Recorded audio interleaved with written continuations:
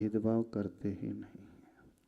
ये तो हमारी छोटी मानसिकता है जो हमें लगने लगता है कि बड़े हमसे भेदभाव कर रहे हैं। कदाचित आप कह सकते हो कि महाराज जी ऐसा नहीं होता है, हमने देखा है कुछ पिता होते हैं अपने छोटे बेटे को ज़्यादा चाहते हैं, बड़े को नहीं चाहते हैं, छोटे को ज़्यादा हिस्सा दे देते हैं, बड़े को कम दे देते हैं। कई बार ऐसा भी लोग शिकायत करते हैं। यदि पिता किसी एक पुत्र का पक्ष अधिक ले रहा है और दूसरे पुत्र का पक्ष कम ले रहा है तो यह देखना चाहिए कहीं कमी हम में ही तो नहीं है। जिस पुत्र में कमी होती है अथवा जिसमें सेवा भाव कम होता है, जिसका समर्पण पिता के प्रति, परिवार के प्रति, धर्म के प्रति कम होता है, ऑटोमेटिकली उससे थोड़ी दूरी बन ही जाती है। शास्त्र में भी आता है जो देवगुरु शास्त्र के प्रति समर्पित होता है, जो गुणवान होता है, और गुणवानों का तो पक्ष लिया ही जाता है, लेना भी चाहिए, उसमें कोई ऐसा गलत नहीं होता है। यदि हमारे साथ हमें भेदभाव प्रतीत हो रहा है तो नियम से मान करके चलना, कहीं ना कहीं वो गुण जो होना चाहिए हमारे भीतर नहीं है। जो सही पिता होता है वह पक्षपात से रहित होता है, क्योंकि तीनों ही संतानें, चारों ही, दो ही, जितने भी संतानें उसी की संतान होती है। वो अपनी हर संतान को उतना ही प्रेम करता है, उससे उतना ही वात्सल्य देता है, पर गड़बड़ी स्वयं में हो जाती है। उस दृष्टि से दूसरा दृष्टिकोण बता रहे हैं, यदि हमें ऐसा प्रतीत होने लगा कि हमारे साथ अन्याय हो रहा है, पक्षपात हो रहा है, दूसरे को ज़्यादा फेवर किया जा रहा है, उससे ज़्यादा लाभ दिया जा रहा है, हमें नहीं दिया जा रहा है, तो एक आचार्य भगवान एक बहुत अच्छा उदाहरण देते थे। क्लास होती है, क्लास में कुछ स्टूडेंट हमेशा टॉप करते हैं, अच्छा स्कोर करते हैं, और कुछ स्टूडेंट होते हैं जो एकदम वीक होते हैं, 35% भी नहीं ला पाते, 30% में नहीं लाते हुए, तो ग्रेस मार्क्स किसे दिए जाते हैं? जिसके 96% आ रहे हैं उसे ग्रेस मार्क दिए जाएंगे। वो बोलेगा कि मेरे 96 आ गए, मुझे 4 मार्क ग्रेस दे दीजिए, 100 में से 100 आ जाएंगे, उसे ग्रेस नहीं दिए जाते हैं। अब जिसके 25 मार्क आ रहे हैं, 26-27 मार्क आ रहे हैं, तो उसे ग्रेस दे करके आगे बढ़ाया जाता है। तो जिसे ग्रेस मार्क्स दिए जा रहे हैं अथवा जिसमें ज़्यादा अनुकंपा की जा रही है, ज़्यादा फेवर लिया जा रहा है, तो समझना वो कमज़ोर है।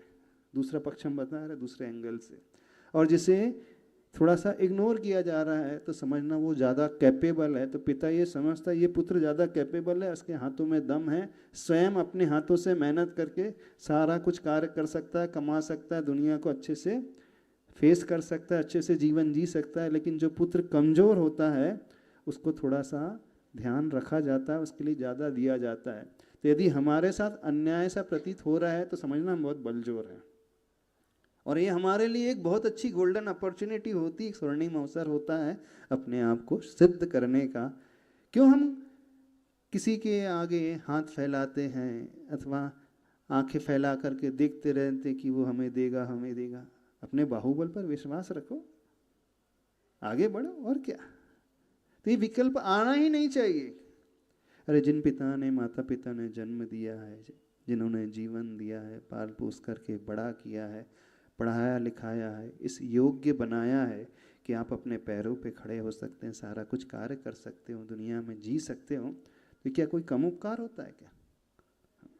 हम क्यों भिखारी की भांति यही अपेक्षा रखते हैं कि नहीं उसे इतना मिल रहा है, हमें कम मिल रहा है?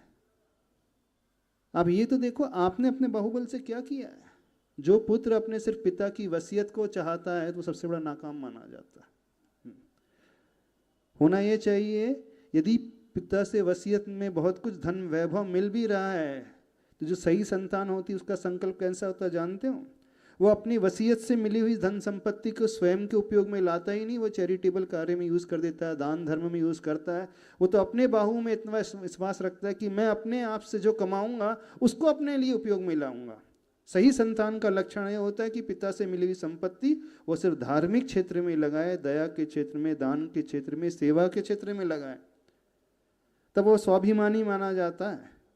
क्या बाप दादा की संपत्ति में हमेशा नज़र गड़ाए बैठे रहते हो, वो मिलेगा तो हम करेंगे? जो ऐसा देखने वाला व्यक्ति होता है वो कभी भी अच्छा परफॉर्म कर ही नहीं सकता, वो जीवन में कभी आगे नहीं बढ़ सकता। होना तो ये चाहिए, हम तो स्वीकारेंगे नहीं, हमें चाहिए नहीं किसी की वसीयत। हम क्या कमजोर हैं? हम स्वयं आगे बढ़कर के कार्य कर सकते हैं। यदि यह दृष्टिकोण आ जाए तो आप जीवन में बहुत तरक्की करोगे, कभी पीछे मुड़ करके नहीं देखोगे, आप बहुत आगे निकल जाओगे, आपकी क्षमता का विकास बहुत हो जाएगा।